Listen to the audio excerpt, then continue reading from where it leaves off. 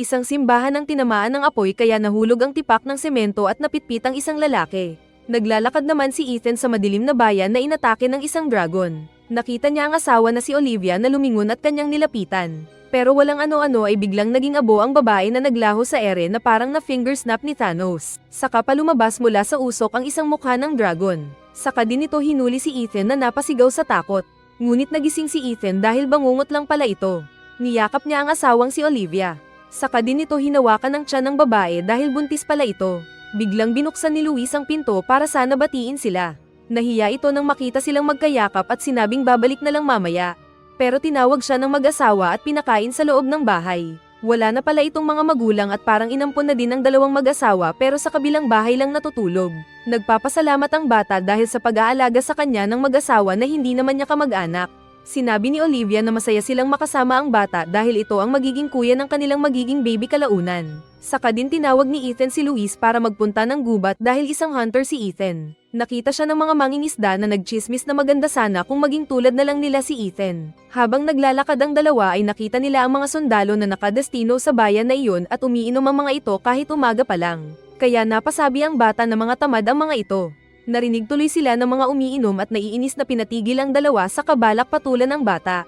Kaya humingi ng patawad si Ethan. Nainis na nagyabang ang sundalo na dapat turuan ng bida si Luis. Sinabi ni Luis na umalis na lang sila kaya mas nagalit ang dalawang lasing. Mabuti na lang at dumating ang boss ng mga ito at inawat ang mga kawal at humingi ng patawad sa mga sibilyan dahil nakalimutan yata ng mga ito ang kanilang trabaho na bantayan ang mga mamamayan doon at huwag saktan. Kaya tumigil ang dalawang lasing na nakinig sa boss at pinapunta sa kanilang mga poste. Patawa-tawa ang bata na bum-elet pa kaya binatukan ito ni Ethan na humingi ng patawad kay station commander. Nagtanong si Luis na alam niyang nakalagay ang mga sundalo doon para protektahan sila sa dragon pero wala naman silang nakitang pag-atake ng isang dragon. 100 taon na daw ang nakalipas nang makakita ng isang dragon ang lolo ng station commander. At kaya sila naroon ay bilang paghahanda kung sakaling may umatake ulit na dragon. Sa gubat ay napatanong si Luis kung anong gagawin ni Ethan kung may makitang dragon. Kaya naalala ng bida ang panaginip nitong malaking peste na dragon. Sinabi ng nagyabang na Luis na kung may lalabas man na dragon ay puprotektahan sila kina Olivia.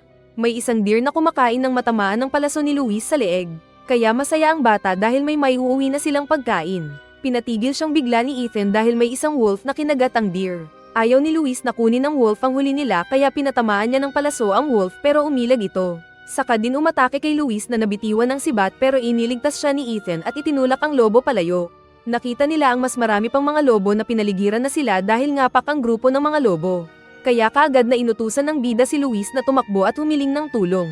Nakita siya ng mga siga na sundalo at pinagtawanan pa si Luis. Pero nang sinabi ni Luis na inatake sila ng lobo ay nagseryoso ang mga ito. Saka nagmeeting ang mga sundalo doon para maghanda sa laban. Sinabi ng kanilang boss na ililigtas nila si Ethan. At masaya din ang mga sundalo na nagdamit ng bakal dahil magagawa na nila ang tunay na trabaho na pagiging sundalo. Pero habang nag-aayos sila ay biglang kumulimlim ang langit na ipinagtaka nila. Nalukuban nga ng maitim na ulap ang kalangitan nakita din ng bayan. Napapaatras si Ethan dahil sa paglusong ng mga lobo. Pero umalulong ang pack leader ng mga ito dahil sa pagdilim ng langit saka sila tumakbo na iniwan ng bida. Nagtaka din si Ethan na napatingin sa itaas. At nakita niya ang unti-unting paglabas ng isang malaking dragon na malaki ang sungay kaya natakot ang lalaki. Nakita pa niya ang dragon nang malapitan na dinaanan siya pero patungo ito sa bayan. Mabilis na pinagsusunog ng dragon ang bayan ng mga tao na hindi na nakaporma dahil sa surprise attack ng dragon. At marami sa mga tao ang natigok dahil sa pagsira ng dragon. Naghanda ang mga sundalo para kalabanin ang dumating na malaking butiki. Natatakot ang marami sa mga ito dahil alam nilang wala silang laban sa dragon. Pero matapang ang kanilang boss na sinabing mag-formation lang sila at ihanda ang mga armas. Sa utos ng commander ay nagpalipad ng mga palaso ang mga knights na tinamaan naman ng dragon pero parang toothpick lang ito sa halimaw. Tinignan sila ng dragon kaya natakot ang ilan na tumakbo.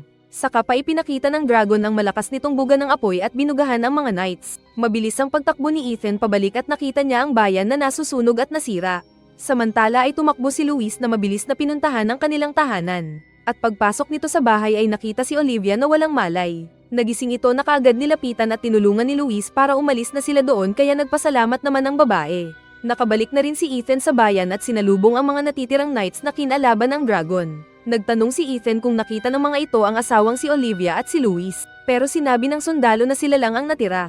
Sinabi ng squad leader na sumama si Ethan sa kanilang tumakas na. Nang biglang natama ng malakas na apoy ang simbahan at napitpit ng matigas na semento ang mga knights, nakita ni na Luis ang pag-alis ng dragon na lumilipad sa itaas. At nang akala nilang ligtas na sila ay sinabi ng bata na umalis na doon. Biglang natibag ang pinagtataguan nilang bubong pero naroon na rin pala si Ethan na binuhat ang mabigat na bubong at itinapon palayo. Masaya silang makita ang isa't isa na ligtas silang lahat.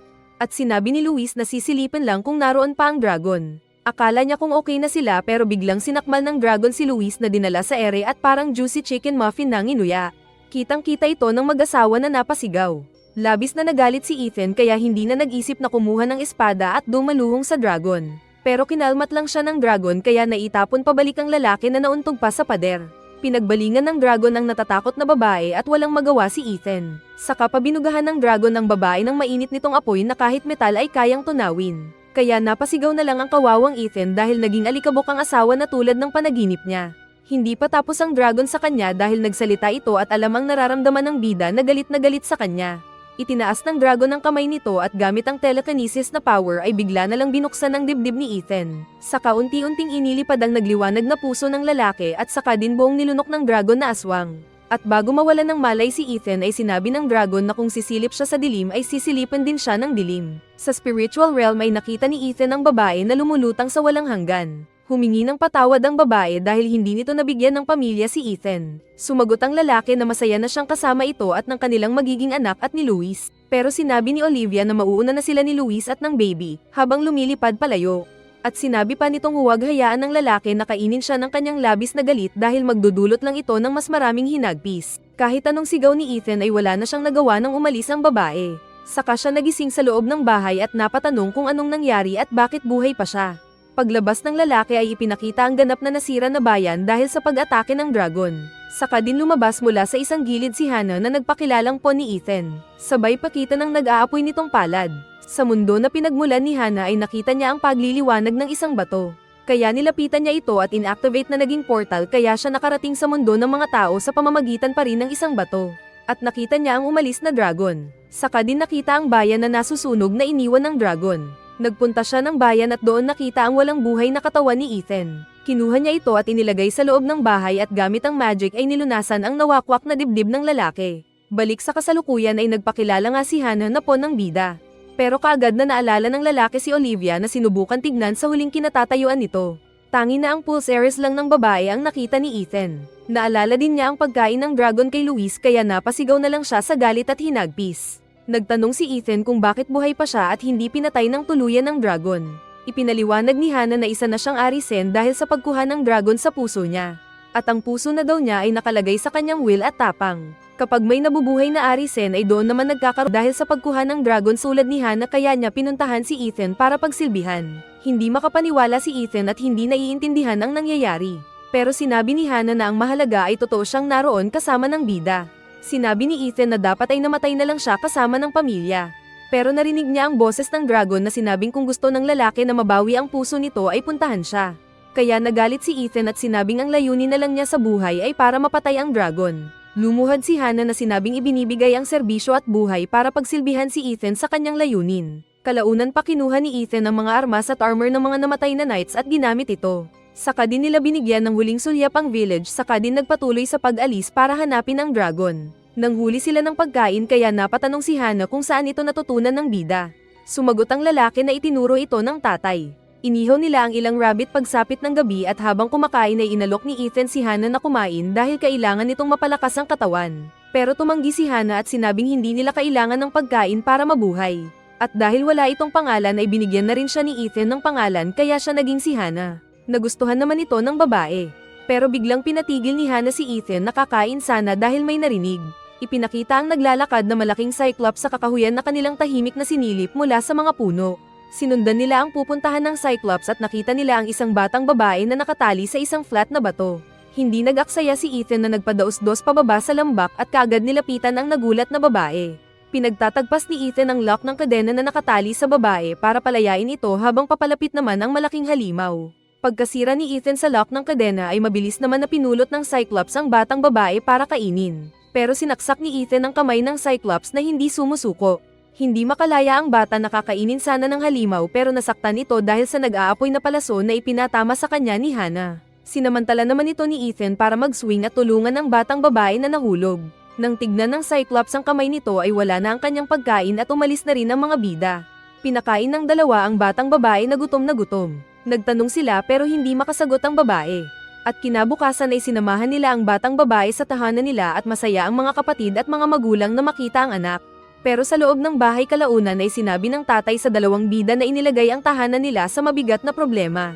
Kaya nagtanong si Hana. Sinabi ng tatay na kinakailangan nilang magbigay ng sacrifice para sa Cyclops kada 6 na buwan para hindi nito sirain ang kanilang bayan. At dahil sa ginawa ng dalawa ay mas nagka-problema sila. Biglang may dumating na 3 lalaki na mga bully at kaagad pumasok ng bahay. Sinabi ng mga ito na narinig ang balita na umuwi ang dapat ay gagawin nilang sakripisyo. Sinabi naman ng nanay na sila yung mga kumukuha ng bata para ialay sa Cyclops. Nagtapik-tapik ang daliri ng isang siga sa mesa ng tatay ng pamilya at sinabing kailangan silang bayaran. Dahil walang magawa ay sinabi ng tatay na kunin ng mga ito ang gusto doon. Napatawa ang mga bully at kaagad na kinuha ng mga ito ang pagkain na natipon nila. At bago umalis ay sinabing hindi pa sila ligtas dahil baka babalik ulit sila sa kasanara ang pinto. Nagugutom na daw ang mga bata na nagtanong kung bakit kinuha ng iba ang pagkain nila. Sinabi ng tatay na wala na silang pagkain kaya inilabas ng bida ang mga karne ng rabbit na nahuli nila. Kalaunan pa ay kumain ng lahat at matako ang mga bata na kain ng kain kahit na alam nilang wala na nga silang pagkain. Ibinigay ng nanay ang share na para sana kay Ethan pero hindi ito kinain ng lalaki. Kaya yung mga bata ulit na selfish mag-isip ang kumuha nito. Sinabi ng tatay nilang hindi iyon magandang asal, pero dahil naiinggit ang anak na babae ay ibinigay din ng pagkain na dapat ay para sa kanya. Kaya naalala ni Ethan noong ipinaubaya ng tatay niya ang inuming tubig noong nasa dagat sila. Kahit nabitak-bitak na ang lips ng tatay. Nagpunta sila kalaunan sa mayor ng bayan na iyon at kitang-kita ang napakadaming pagkain ng mga ito sa mesa. Nagtanong ang mayor kung hindi ba gusto ng mga bida na kumain. Pero nagtanong si Ethan kung saan galing ang mga ito imbes na nagugutom ang kanyang nasasakupan. Sumagot ang mayor na bigay daw ito ng mga tao doon bilang regalo sa kanya. Saka ipinaliwanag nitong para silang masama pero kinakailangan nila itong gawin para makasurvive. Sinabi ni Hana na normal lang ang self-preservation. Kaya nagustuhan siya ng mayor na mas gusto daw ang mga pawn na walang maraming mga tanong. Ngunit naiinis si Ethan na sinabing tatapusin ang problema doon at papatayin ang Cyclops ng mag-isa. Kaya biglang napatawa ang mayor at ang mga boys nito dahil sa sinabi ng bida na inuulit-ulit pa nila. Pero paglabas ng dalawa sa malaking pinto, ay bigla din lang napatigil sa pagtawa ang mayor at mga tao nito at naging seryoso ang mga mukha. Nagtanong si Hana kung bakit pa nila sasayangin ang oras doon. Kaya ipinaliwanag ni Ethan na mga mababait na tao ang naroon pero natatakot lang kasi sila. Naalala kasi niya ang ama nang makitang ipinaubaya ng mga magulang ang kanilang pagkain para sa kanilang mga anak. Hindi daw ito maintindihan ni Hana dahil mali itong desisyon dahil mas kailangan ng katawan nila ang pagkain na iyon. Habang nakaupo ang lalaki at hinihintay ang Cyclops, ay bigla siyang napailag ng hampasin ng malaking Cyclops ang kinauupuan. Natamba ang lalaki pero agad ding nakatakbo. Pinana ni Hana ang Cyclops kaya siya ang pinagbalingan na hinampas. Pero nakailag ang babae na muling nagpalipad ng palaso pero tumalbog lang sa braso ng halimaw. Nasa tabi lang pala ang mayor at ang tauhan nito na tumatawa. Dahil sila din pala ang kumokontrol sa Cyclops na naroon. Sinasamantala ng mga ito ang pagkakataon para mabigyan ng takot ang mga tao sa halimaw. Sa ganung paraan daw nila madaling na mamanipulate ang mga tao para magawa nila ang nais sa mga ito. Saka pa nito tinawag si Ethan na magtrabaho sa kanya dahil magaling naman itong swordsman. Ngunit mas nagalit ang bida dahil sa nalaman at sinabing hindi na siya makikipag-usap pa. Naiinis kasi ito dahil nagugutom ang mga tao samantalang glutton naman ang mayor at mga kasama nito. Sinabi ng mayor na hindi kumakain ng matanda ang Cyclops dahil makunat daw ito. Pero exception sa oras na iyon si Ethan. Iwinasiwas ng Cyclops ang armas nito at naramdaman ni Ethan ang malakas na hangin. Saka pa siya nakipag-espadahan sa isang tauhan ng mayor na naroon. Kaya siya natama ng suntok ng Cyclops at naihagis na natamba. Umatake naman ang isa pang tauhan kay Hana na umilag-ilag at ginamit ang tali ng pana para masugat ang pulso ng kalaban. Sa kanya ginamit ang espada nito para labanan ng isa pa. Tinusok naman ni Ethan ang paa ng kalaban nitong napaiyak.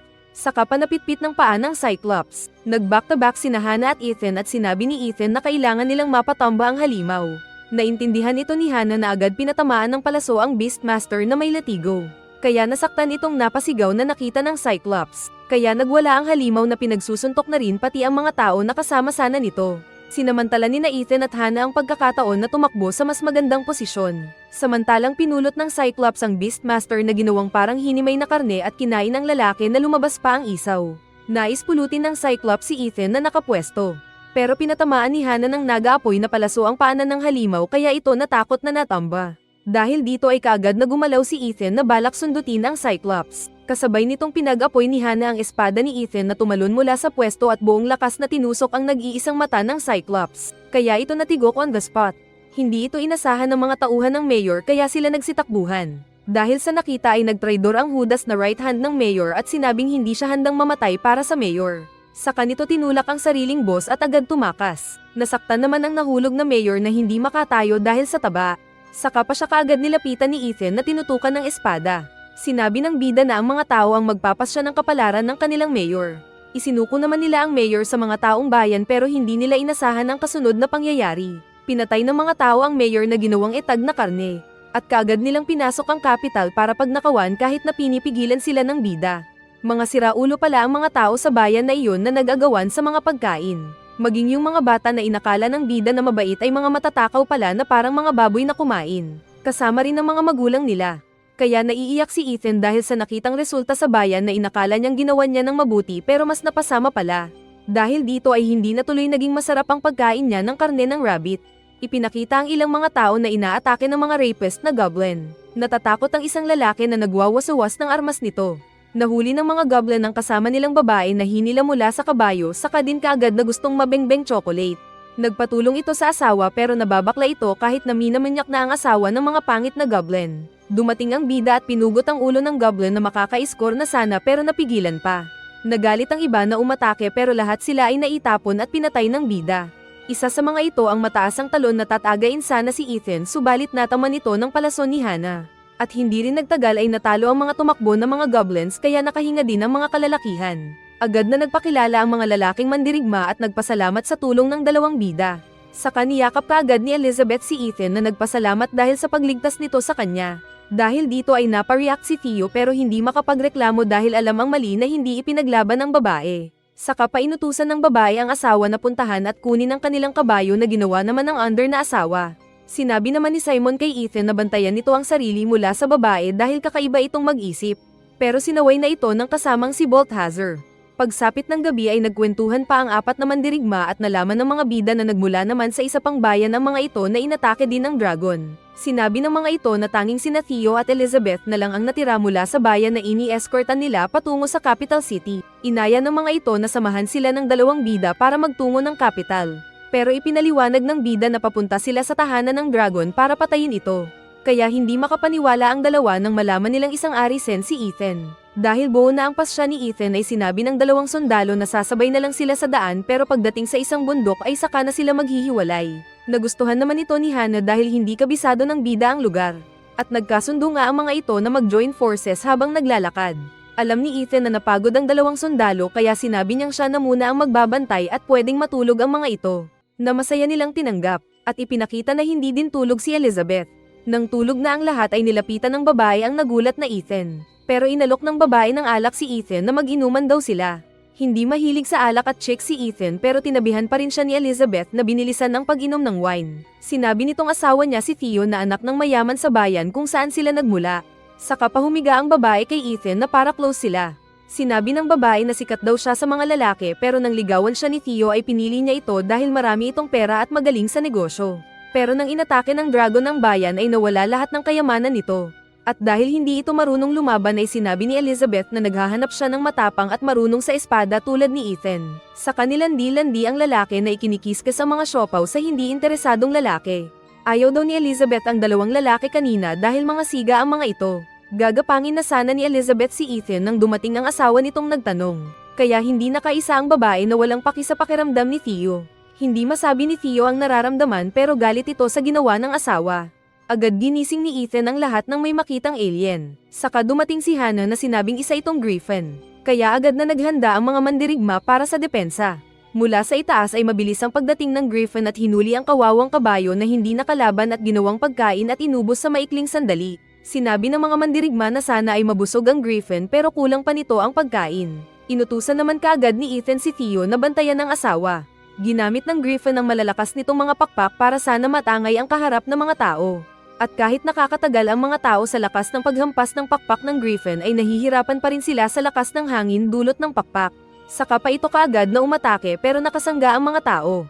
Dahil sa takot ay sinabi ni Elizabeth kay Theo na umalis na sila doon sabay takbo.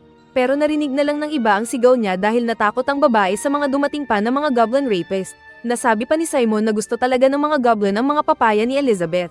Muling umatake ang Griffin na pinasalubungan ni Ethan ng hampas ng kanyang espada pero wala itong gaanong epekto sa halimaw.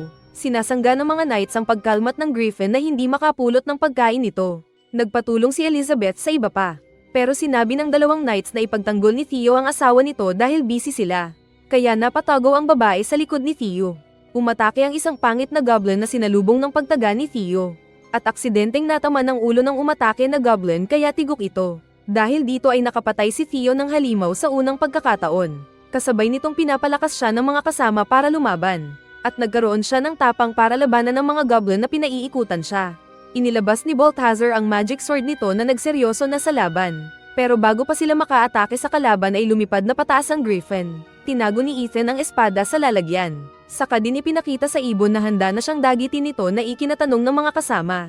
Mabilis nga ang pagsisid ng Griffin at sa isang iglap ay pinulot si Ethan na dinala sa himpapawid. Habang nasa area ay sinabi ni Ethan na gawin na ng babae ang dapat gawin. Kaya naghanda ito ng nagliliwanag na palaso para sana matamaan ang Griffin na hawak pa rin si Ethan. Inatake siya ng Griffin pero agad na iniligtas ni Simon na inakalang suicide ang alam ng dalawa. Dahil muling naghanda ng palaso si Hannah ay naintindihan na ni Balthazar ang balak ng mga ito. Kaya sinabi niya kay Simon na bantayan nila si Hannah. Muling lumapit ang Griffin na balak mahuli si Hannah na nakaumang pa rin ng palaso.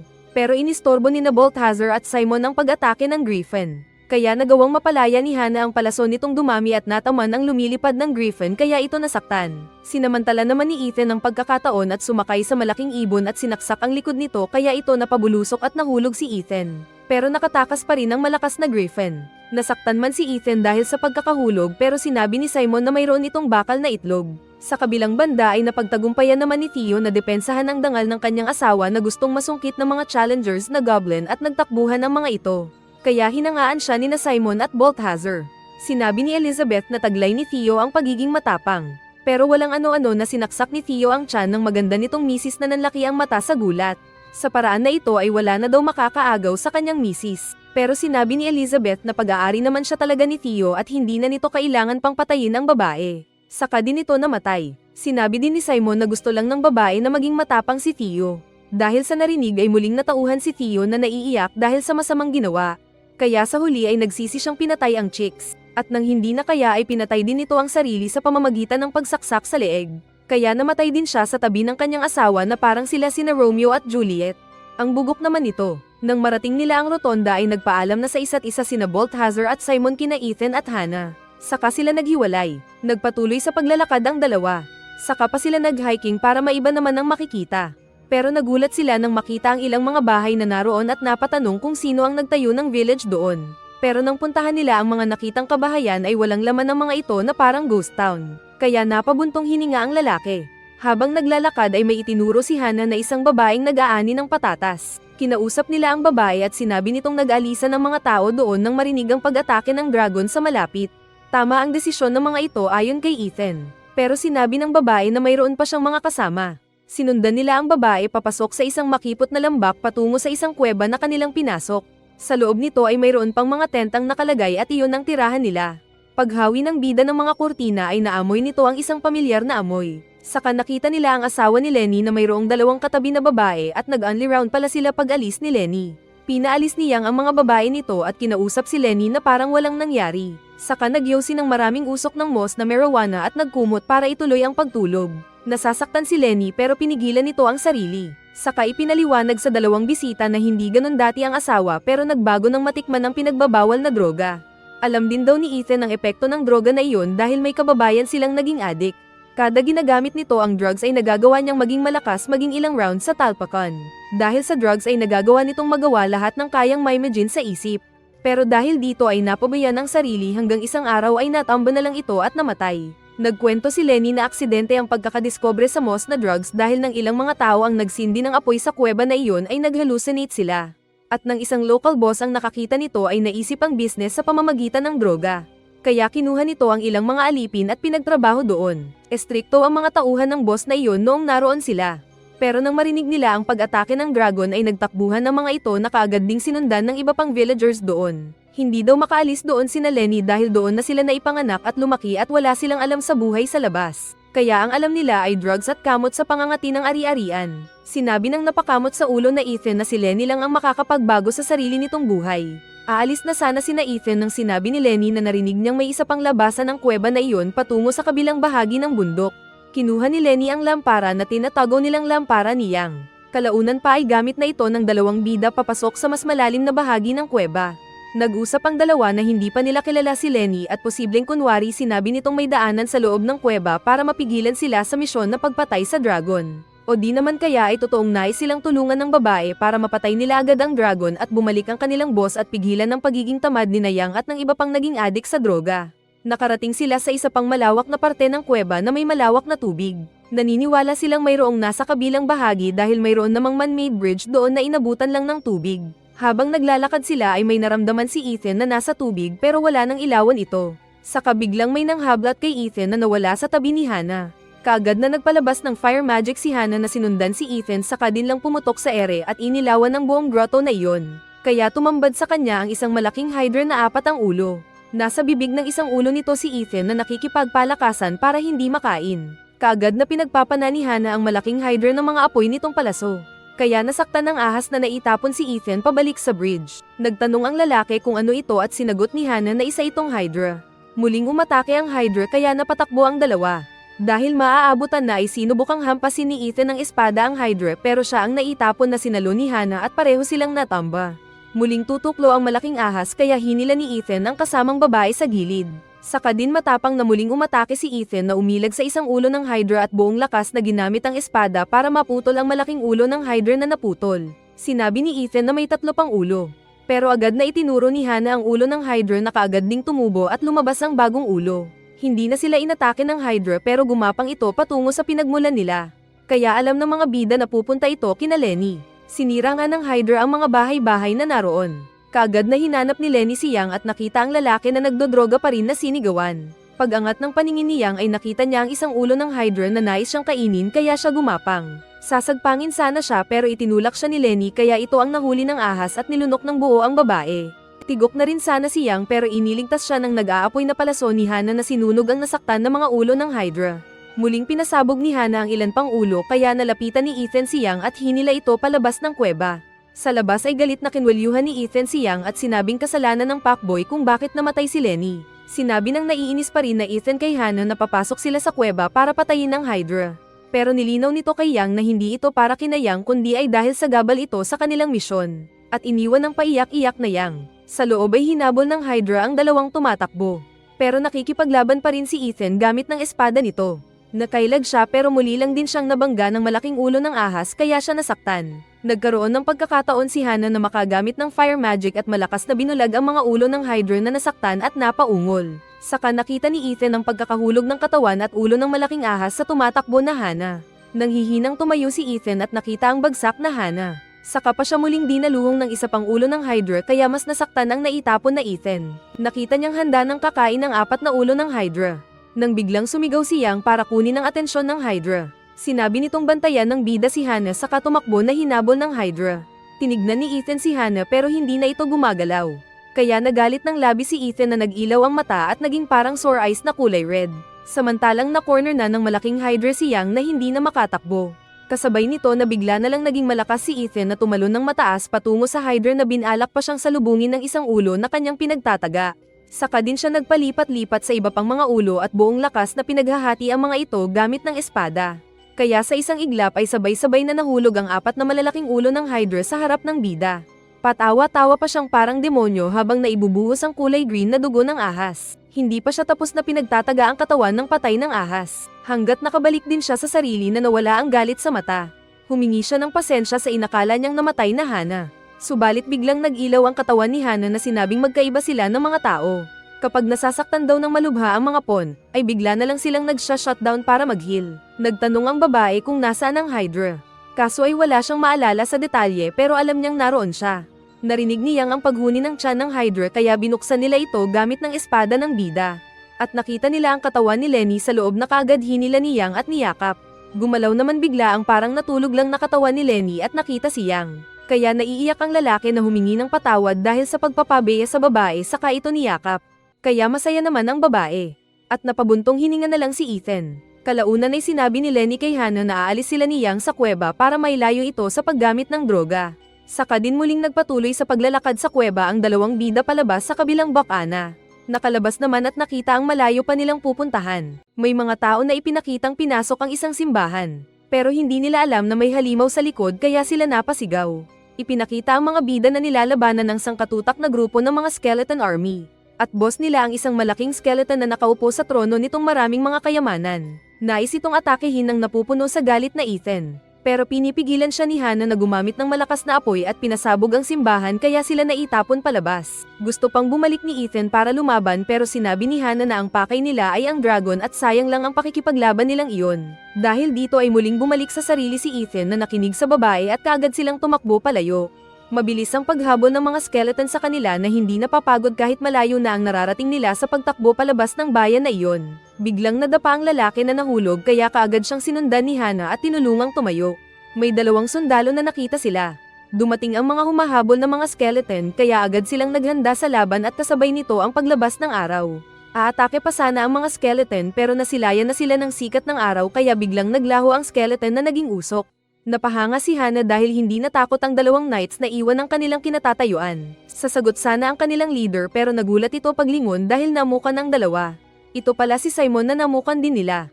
Kalaunan ay malakas ang tawa nito dahil naskam ang dalawang bida na pumasok sa simbahan para sumilong. Ngunit mga skeleton warriors pala ang naroon na kinalaban at hinabol sila. Sinabi ni Balthazar na ang bagong misyon na ibinigay sa kanila ng kapital ay ang pagpatay sa isang lich na skeleton na lumulutang kaya sila naroon. Ito yung nakita ng dalawa na nakalaban nila. Sinabi ni Simon na isang nobleman si Balthazar pero wala siyang mamanahin na kayamanan. Kaya kailangan niyang may angatang pangalan at karangalan sa pamamagitan ng paggawa ng mga misyon. At kababata nito si Simon na sinusundan si Balthazar para samahan sa layunin ng best friend. Sinabi ng mga ito na wala pang hindi natapos na trabaho si Balthazar maliban lang sa pagpatay ng lich na nahihirapan sila. Nagpatulong si Simon kay Ethan at Hana dahil naging busy ang karamihang mga royal guard dahil sa malawak na pag-atake ng dragon. Pero sinabi ni Ethan na wala itong kinalaman sa mithiin niyang patayin ang dragon. Masyado na daw siyang naistorbo sa mga walang silbi na bagay kaya nagulat sina Balthazar at Simon. Tumalikod si Ethan para sana umalis pero sinabi bigla ni Simon na alam nito kung nasaan ang kinaroroonan ng dragon kaya naging interesado ang bida. Ayaw sana ni Balthazar na sabihin ni Simon ang tungkol sa dragon kay Ethan pero sinabi ni Simon na mas mahalaga ang reputasyon ni Balthazar kaysa sa mga sekreto na dapat nilang itago. Dahil kapag hindi nagawa ni Balthazar na matalo ang lich ay masasayang lahat ng pinaghirapan nila. Nag-isip saglit si Ethan at sinabi nitong payag sa kasunduan nila. Sinabi niyang puntahan na nila ang lich pero sinabi ng dalawa na kailangan nitong magpahinga muna. Subalit nagalit pa si Ethan na sinabing hindi kailangan ng pahinga na kinagulat ng dalawa at ni Hana. Kaya ipinaliwanag ni Balthazar na kailangan ng mga tauhan nila ng pahinga at hindi sila tulad ni Ethan. Tahimik na umalis si Ethan kaya napatanong si Simon at Balthazar kung bakit biglang nagbago ang attitude nito. Kaya sinabi ni Hana na dahil ang tao ay madaling magbago base sa nararamdaman nito. At sinabing kahit ayaw sabihin ni Ethan pero pagod din siya. Sumagot si Simon na nagtataka siya dahil pati si Hana ay nagbago din bigla. Kalaunan pa ay pinuntahan nila ang mukhang simbahan. Pinasok nila ito at normal naman sa loob maliban lang sa luma na ito. Sinabi ni Simon na ang lich ay ang dati na pari ng simbahan na iyon. Binuksan nila ang sekretong lagusan papunta sa ilalim ng simbahan. Pumasok sila dala ang ilang mga sulo at patuloy sa pagkwento si Simon. Naitago daw ng pari ang pagkagahaman noong buhay pa. Pero nang mamatay ay doon na nagsimulang kinukuha nito ang nais kunin sa mga tao kaya maraming umalis doon. Pagdating sa isang pinto ay sinipa ito ni Ethan at nakita nila ang maraming mga ginto sa loob na nagkalat. Kaya napagtanto nilang totoo nga ang kwento na gaaman ang dating pari na naroon. Biglang gumalaw ang mga coins na naroon na kinagulat ng mga tao. Tinangay ito ng hangin at nagtipon na naging hugis mukha ng bungo. Sinabi ni Hana na akala ng lich kung naroon sila para kunin ang kayamanan nito. Lumabas ang kalaban na lich at umatungal kaya agad naghanda sa laban ng mga mandirigma sabay labas ng armas. Pinalipad ng lich ang mga tauhan nitong skeleton warriors at isa kaagad sa mga kawal ang napugutan ng ulo. Mayroon ding tinaga mula sa likod. Umilag si Ethan at hiniwa ang mga umaatakeng bungo. Ganon din si Hana na maliksing tinatalo ang mga skeleton. Lumalaban din si Balthazar gamit ng parang laser sword nito. Sinasangga naman ni Simon ang pag-atake ng isa pang skeleton warrior gamit ng sibat nito at nagreklamo na pinasok na nga nila ang bayan ng araw pero may mga kalaban pa rin. Saka din sila nag-back-to-back ni Balthazar na lumalaban sa walang tigil na pag-atake ng mga skeleton. Sinabi ng mga ito na pinapagod lang sila sa laban kaya kailangan nilang matalo ang Lich. Hindi nagsayang ng oras si Ethan na kaagad tinakbo ang Lich at inakyat ang kayamanan nito saka din sinaksak ang mas malaking skeleton. Kunwari nasaktan ng Lich, pero si Ethan ang tinapon niya palayo na nag-uusok na parang fireworks. Nauntog ang bida saka pa bumagsak na ng hihina. Sinabi ni Balthazar na patay na ang kalaban kaya hindi ito matitigok kapag masaksak sa katawan ng ordinaryong espada. Tapos isa pang kawal ang pinagtutusok ng mga skeleton kaya namatay na duguan. Nakita ni Hana na nahihirapan sila at dehado sa laban na iyon. Tumalo ng isang skeleton at naputol ang sibat ni Simon pero dinurog siya ng lalaki. Nasaktan si Balthazar kaya agad sinibat ni Simon ang skeleton at tinulungan ng best friend. Saka din sila napalibutan na ng mga skeleton warriors. Hawak-hawak ni Hana ang isang bag ng kayamanan na ipinakita sa Lich kaya inakala ng dalawang knights na tatakbuhan sila ng babae. Nagalit naman ang Lich na tinanggal ang mga skeleton sa paligid ni na Ethan at ng mag-best friend. Saka si Hana na tumakbo ang gusto nitong patamaan ng ginawang fire magic. Tumakbo ang babae na kaagad nakaabot sa ground floor pero pinasabog ng Lich ang lagusan saka din kaagad lumabas. Tumayo si Hana sa gitna ng simbahan at nagpalabas ng fire magic nito. Kaagad din na dumungaw ang tatlong lalaki para tignan kung anong nangyayari. Umatake ang kalaban gamit ng maraming mga skeleton shadow power nito kaya nadaganan si Hana ng pag-atake ng malaking Lich. Hindi naman nag-aksaya ng panahon si Balthazar na pinalakas ang ilaw ng magic sword nito kaya napalingon ang kalabang Lich. Sinamantala ni Hana ang pagkakataon at gamit ang malakas na apoy ay sinira nito ang bubong ng simbahan sa ibabaw ng Lich kaya ito gumuho. At dahil nataman ng sikat ng araw ang Lich ay nasaktan nitong umatungal kasabay din na naglaho ang naging abo nitong mga skeleton army. Saka din ng hina ang Lich na bumaba sa lupa. Kaagad na inutusan ni Balthazar si Ethan na kunin ang magic sword nito at saksakin ang Lich sa dibdib. Nagkaharap ang parehong nanghihina na Lich at Hana. Nang biglang saksakin ni Ethan ang dibdib ng Lich na sumabog at naging alikabok. May nahulog pang barya mula sa Lich na pinulot ng napaupo na Ethan at pinagmasdan. Nakita ng magkaibigan na namatay lahat ng mga tao nila. Pinagmamasdan ng dalawa ang maraming gintong naroon nang sabihin ni Ethan na marami silang pera sabay turo sa mga ginto. Sinabi ni Simon na hindi daw ganun ang patakaran. Pero ipinaliwanag ni Ethan na gamitin nila ang naroong ginto para gawin ang inaakala nilang nararapat. Saka pa itinapon ni Ethan ang gintong coins kay Balthazar na sinalo naman ito. Nang makita niya ang kinang ng ginto ay biglang napasok siya ng greed. Sinabi ni Simon kay Ethan na hindi sila gahaman at may mga alituntunin silang sinusunod bilang mga sundalo. Pero bigla na lang siyang sinaksak ni Balthazar sa dibdib gamit ng pinulot na sibat kaya nagulat ang nasaktan na Simon at nina Ethan at Hana.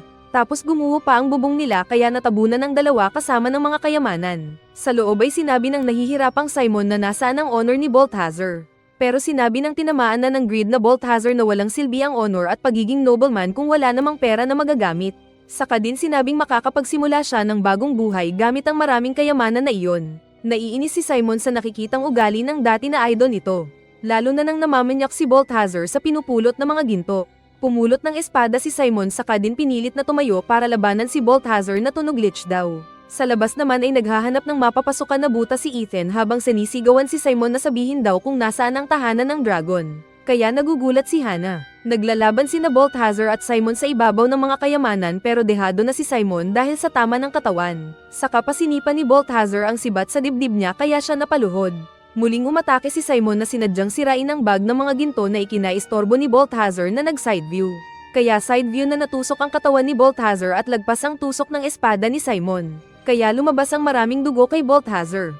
Pagkahulog ng gold coins ay nakabalik sa pag-iisip si Balthazar na natamba. Natamba din si Simon sa tabi niya kaya nakapagpasalamat pa si Balthazar bago ito namatay. Saktong nakapasok din sina Ethan at Hana na agad hinawakan ang ulo ni Simon. Pero yung kinaroroonan ng dragon agad ang nais malaman ni Ethan kaya napatawa na lang si Simon. Sinagot nitong nasa Tainted Mountain ang dragon na ginawa nitong bahay at alam ito ni Hana. Hiniling ni Simon na tapusin ang kanyang paghihirap. Nag-alala si Simon para sa kaluluwa ng kaibigan dahil baka maipalit lang ito sa Lich dahil sa pagiging gaaman. Subalit tiniyak ni Hana na bago mamatay si Balthazar ay nakabalik ito sa dati kaya ligtas na siya.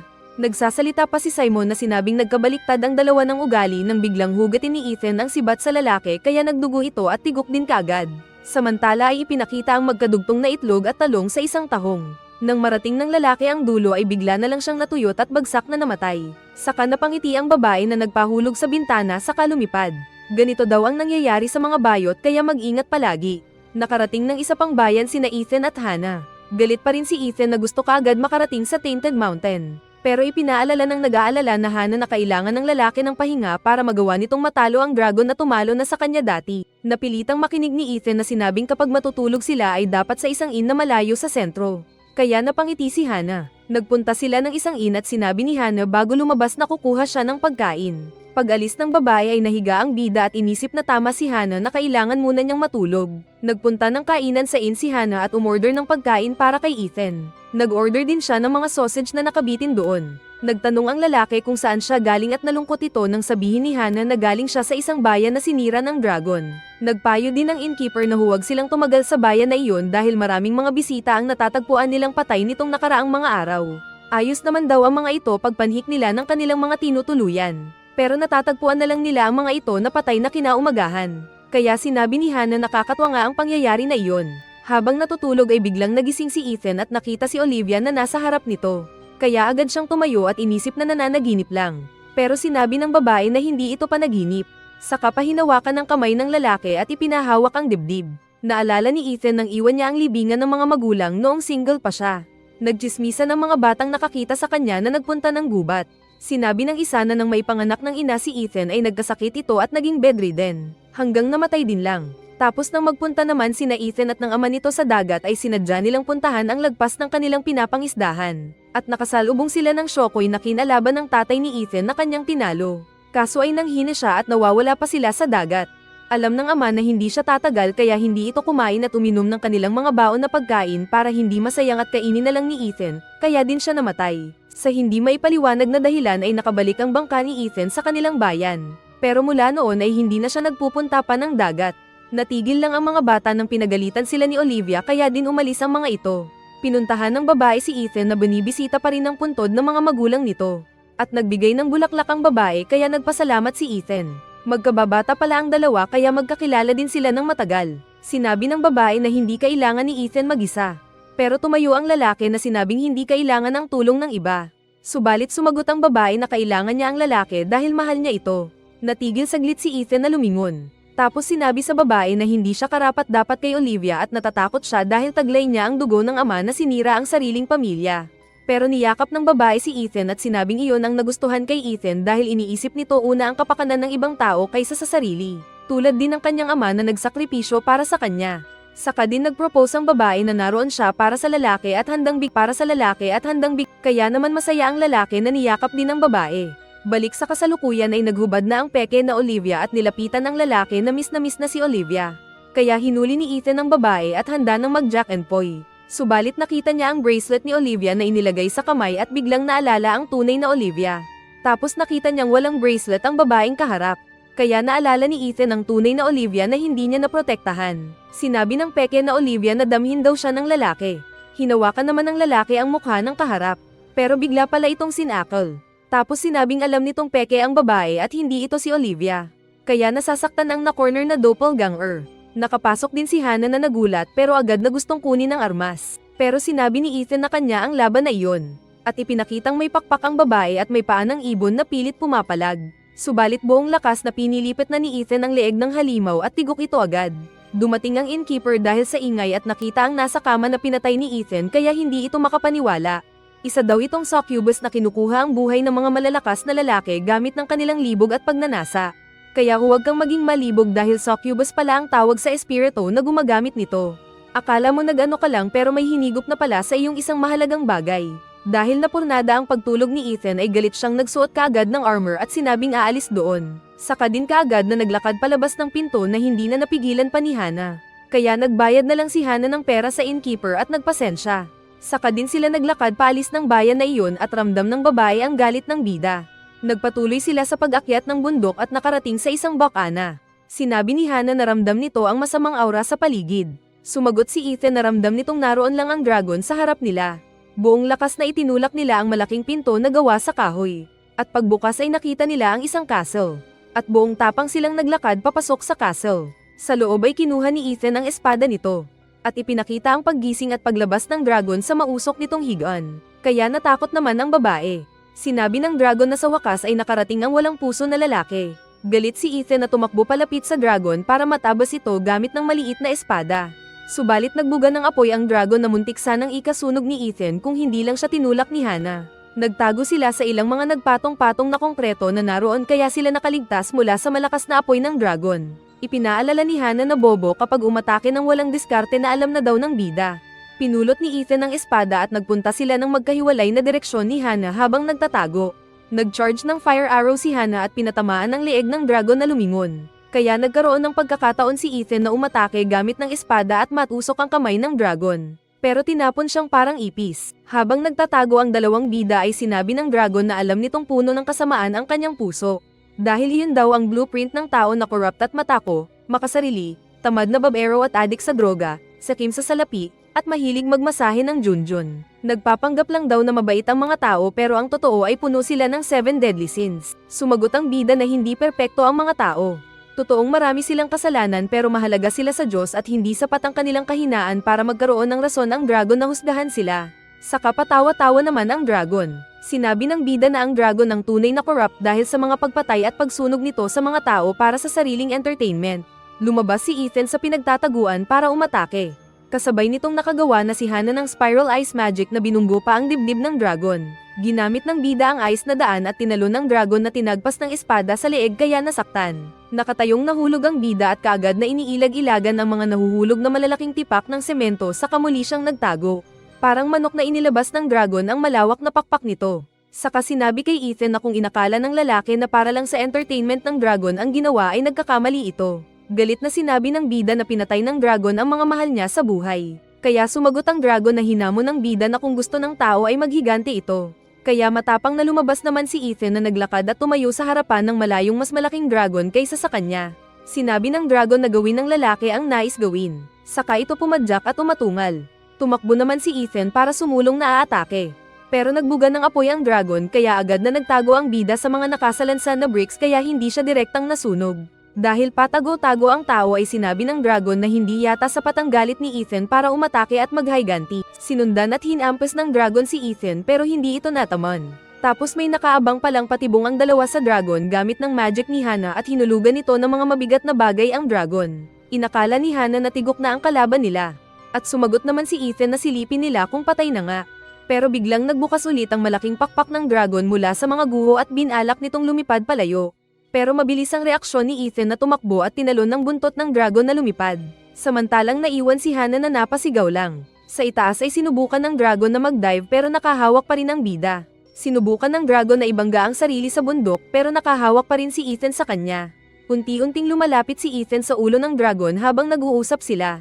Sinabi ng dragon na hindi para sa kanyang amusement ang dahilan kaya niya pinapatay ang mga tao. Kundi ay dragon siya at iyon ang kanyang pagkakalikha. Sinabi ng dragon na hindi siya tulad ng mga tao na kailangang matulog, kumain, magparami dahil mas mataas siyang klase ng nilalang. At hindi niya gusto na patayin ang mga tao o kainin ang laman ng mga ito. Kaya nagtanong ang bida kung bakit sila pinapatay. Sinabi ng dragon na katumbas ng mga gawa niya ang inborn na paghinga ng isang tao na nabubuhay. Sinabi ng galit na bida na magkaiba ito dahil ang pagpatay ay choice. Nagtanong ang dragon kung ang kagustuhan ni Ethan na patayin siya ay kasama na sa kanyang pagkakagawa. Sumagot ang tao na dahil pinatay ng dragon ang mga mahal niya sa buhay, ay iyon ang dahilan kaya niya ito ginagawa.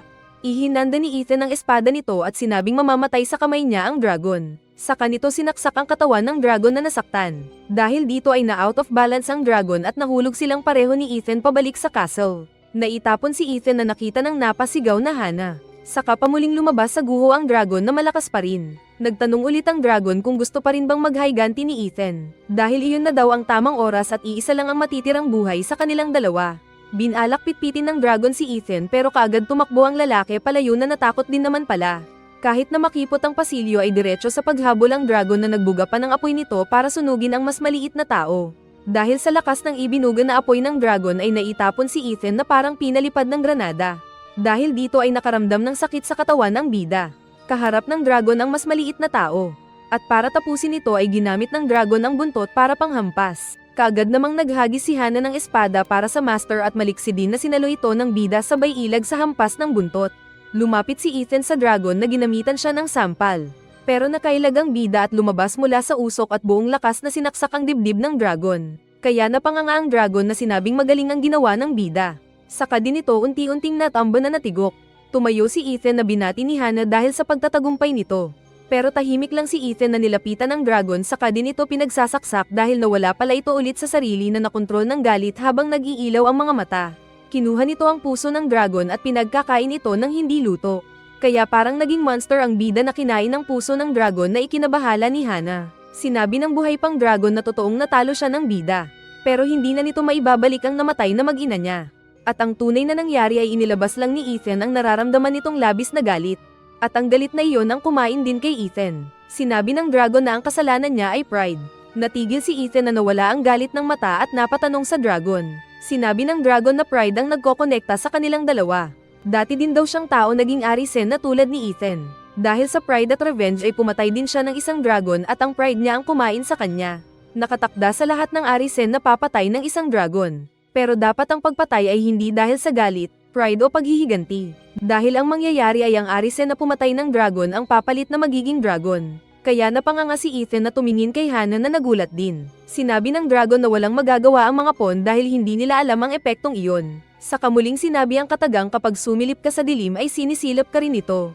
Napatanong si Ethan kung anong mangyayari sa kanya. Sumagot ang dragon na hindi niya malalabanan ang ugali ng pagiging dragon. Dahil mawawala ang kanyang pag-iisip tao at papatay din lang siya ng mga tao dahil magiging isip dragon na siya. Sinabi pa ng dragon na mayroong pagkakataon na nakakabalik siya sa pag-iisip na tao. Ngunit para lang maalala ang mga ginawa niyang pagpatay sa mga tao noong nasa dragon pa siyang pag-iisip. Kaya katumbas nito ang pakiramdam na nasa impyerno siya dahil patuloy lang siyang kinakain ng sariling konsensya kada bumabalik sa pagiging isip tao. Dahil dito ay napagod na ang dragon at nais mamatay. Kaya nang makita nito noon si Ethan at naramdaman ng labis na galit ay ito na ang pagkakataon niya para makatakas sa sumpa na iyon. Galit na sumigaw si Ethan at napatanong kung iyon lang ba ang dahilan ng dragon kaya niya pinatay si Olivia at ang anak nila.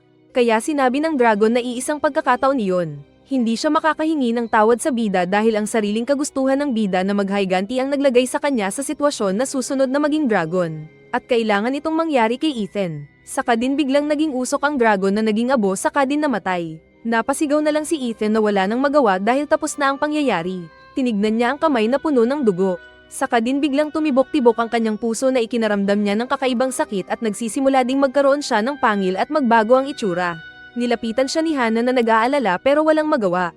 Pilit nilalabanan ni Ethan ang pagbabago ng sarili habang hawak ang ulo na nasasaktan. At dahil malakas ang transformation sa pagiging dragon ay nagdesisyon siyang patayin ang sarili. Tinawag niya si Hana na kunin ang espada at patayin siya. Sinabi ng babae na protector siya ng bida. Kaya ipinaliwanag ni Ethan na kapag naging dragon siya ay marami lang siyang mapapatay na mga tao at mas maraming masasaktan. At dapat mag-isip pa rin si Hana bilang isang pawn na walang emosyon. Nagkalma si Hana na kinuha ang espada at muling lumapit kay Ethan na nagbabago ang hitsura. Subalit biglang naiyak si Hana na binitiwan ng espada at sinabing hindi nito kayang patayin si Ethan. Tinignan siya ni Ethan na sinabing alam niya. At sa isang iglap ay naging dragon si Ethan na tulad din lang ng naunang pinatay niya.